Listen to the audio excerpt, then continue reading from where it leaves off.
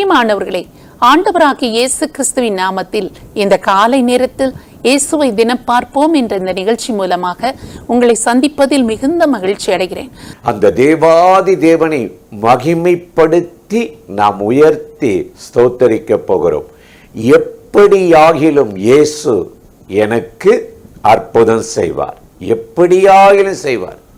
இது இல்லையே அது இல்லையே, ஒன்றும் இல்லாமல் எப்படி என்ன நடக்கும், எப்படியாகிலும் இயேசு செய்வார். அதை பற்றியதான ஒரு பாடலை பாடி நாம் தேவாதி தேவனை மகிமைப்படுத்தி உயர்த்தப் போகிறோம். சேர்ந்து பாடலாமா? வாருங்கள் பாடுவோம்.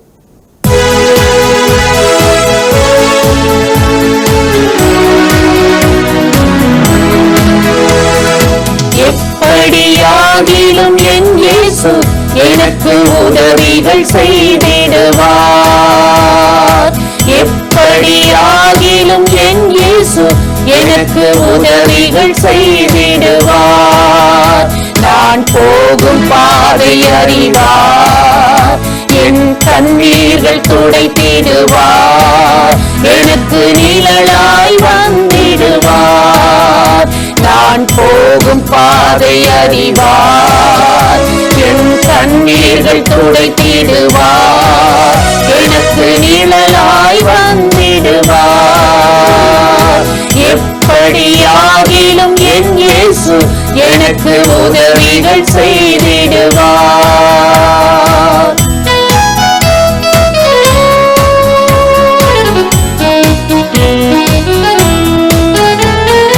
சூழ்நிலைகள் மாறினாலும் இயேசு மாறிடார், மனிதர்கள் மாறினாலும் இயேசு மாறிடார். சூழ்நிலைகள் மாறினாலும் இயேசு மாறிடார், மனிதர்கள் மாறினாலும் இயேசு மாறிடார். நண்பர்கள் மறந்தாலும் இயேசு மறந்திடார், நன்மை பெற்றோர் மறந்தாலும் இயேசு மறந்திடார்.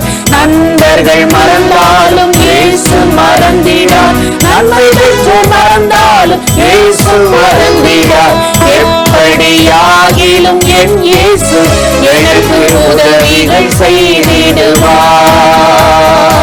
எப்படியாகிலும் என் இயேசு எனக்கு உதவிகள் செய்திடுவார்.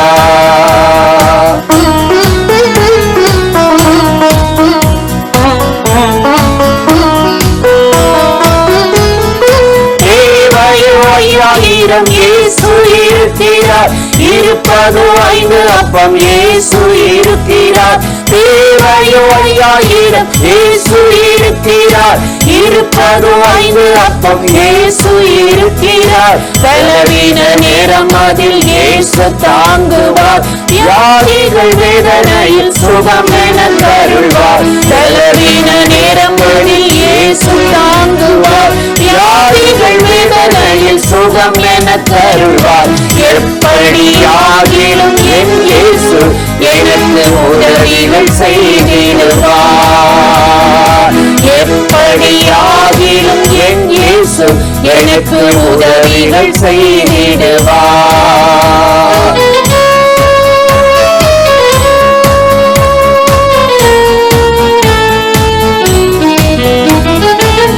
ஆபத்து காலத்திலே இயேசு விடுவிப்பார், இக்கட்டு நேரத்திலே இயேசு விடுவிப்பார்.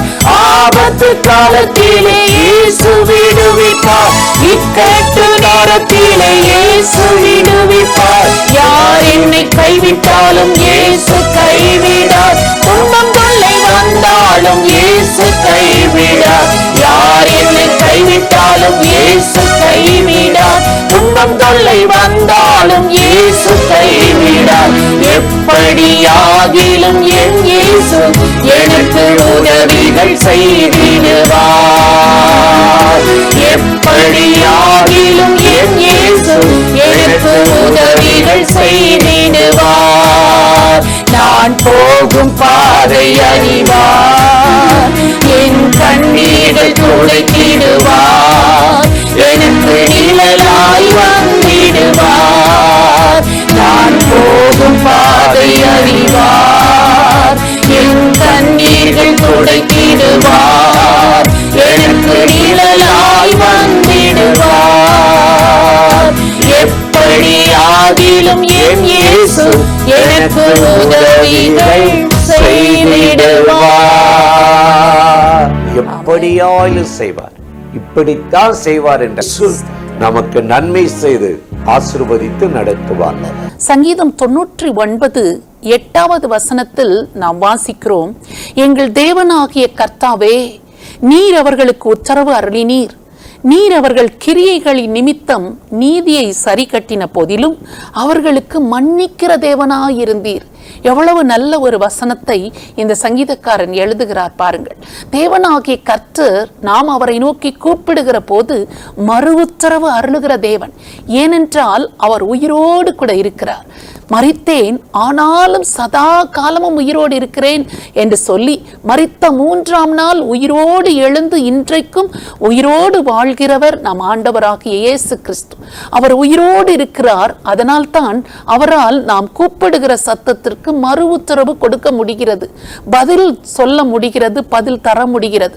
அதனால் தான் இந்த சங்கீதக்காரன் சொல்லுகிறான், நான் உம்மை நோக்கி கூப்பிடுகிற போது நீர் எங்களுக்கு மறு உத்தரவு அருளுகிறீர். அது மாத்திரமல்ல, அவர்கள் கிரியைகளின் நிமித்தம் நீர் நீதியை சரி கட்டின போதிலும் அவர்களுக்கு மன்னிக்கிற தேவனாயிருந்தீர் என்று அவர் சொல்லுகிறார். இஸ்ரவேலர் பலவிதங்களில் ஆண்டவரை கோபப்படுத்தினார்கள், ஆண்டவருக்கு விரோதமாக முறுமுறுத்தார்கள். ஆண்டவர் அவர்களை அருமையாய் வழிநடத்தி கொண்டு வந்திருந்த போதிலும் ஒரு கன்றுக்குட்டி ஒன்றை செய்து, இவைகள்தான் எங்களை எகிப்திலிருந்து வழிநடத்தி கொண்டு வந்த தெய்வங்கள் என்று சொல்லி மகிமையை கன்றுக்குட்டிக்கு செலுத்தி தேவனாகிய கர்த்தருக்கு வரவேண்டிய மகிமையை திருடினார்கள். வேறொன்றுக்கு செலுத்தி கர்த்தரை மகிமைப்படுத்த தவறி கோபமூட்டினார்கள். அது மாத்திரமல்ல, இந்த வனாந்திரத்தில் எங்களுக்கு ஒரு பந்தியை அவர் ஆயத்தப்படுத்த முடியுமோ? இந்த வனாந்திரத்தில் இத்தனை லட்சம் மக்களுக்கு எப்படி அவர் இறைச்சி கொடுக்க முடியும் என்று சொல்லி சூழ்நிலையை பார்த்து அவர்கள் முறுமுறுத்தார்கள். தேவனுடைய கோபத்திற்கு அவர்கள் ஆளான போது தேவனாகிய கர்த்தர் அவர்கள் செய்த கிரியைகளின் நிமித்தம், அவர்கள் நடந்து கொண்ட அவிசுவாசம், அந்த காரியங்களின் நிமித்தமாக ஆண்டவர் நீதி சரி கட்டினார். அவர்கள் வாழ்க்கையில் சில சிற்றைகளை, தண்டனைகளை கொடுத்து அவர்களை சீர்படுத்தினார். இன்றைக்கு நம்முடைய வாழ்க்கையிலும் அப்படித்தானே சூழ்நிலைகளை பார்த்து இதெல்லாம் எப்படி நடக்க போகிறது, என்றைக்கு நடக்க போகிறது, காரியங்கள் தான் இப்படி நடந்து கொண்டிருக்கிறது, எதிர்மறையாய் இருக்கிறது, இதெல்லாம் கிடைக்குமா, நடக்குமா என்று நம்முடைய வாழ்க்கையில் தேவனாகிய கர்த்தரை அறிந்திருந்தும் நாம் விசுவாசிக்க தவறுகிற போது இந்த கிரியைகளின் நிமித்தம் கர்த்தர் நம்மை சீர்படுத்துவதற்காக சில சிற்றைகளையும் நீதி சரி கட்டுதலையும் நமக்கு செய்ய வேண்டியது இருக்கிறது.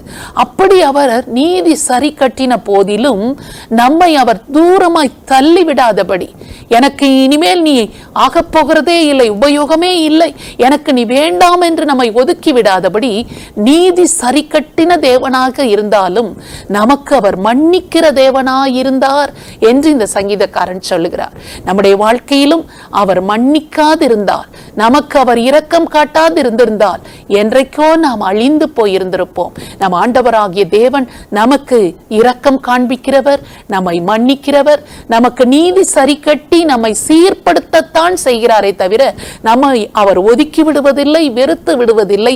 நம்மை மன்னிக்கிற தேவனாய் இருக்கிறார். அந்த ஆண்டவரை நோக்கி நாம் இப்பொழுது ஜெபிக்க போகிறோம். என்னுடைய முறுமுறுப்புகள், என்னுடைய அவிசுவாசங்கள், தேவனை நம்பாத சூழ்நிலைகள் எல்லாவற்றையும் எனக்கு மன்னித்து, ஆண்டவரே நீர் என்னை இரக்கத்தினால் சேர்த்துக் கொள்ளும் என்று சொல்லி ஆண்டவரை நோக்கி நாம் இப்பொழுது ஜெபிக்கலாமா? ஸ்தோத்திரம் ஆண்டவரே, உம்மை நன்றியோடு துதிக்கிறோம்.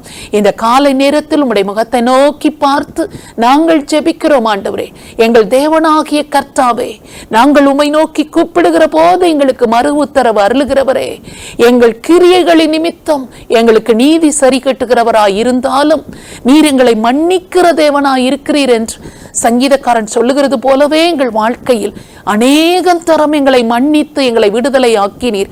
இப்பொழுதும் எங்களுக்கு மன்னிப்பு கொடுத்து ஆண்டவரே எங்களை சீர்படுத்தி உமக்கு உகந்த தூய பாத்திரங்களாக எங்கள் ஒவ்வொருவரையும் நிலைநிறுத்த வேண்டும் என்று உம்மை நோக்கி நாங்கள் ஜெபிக்கிறோம்.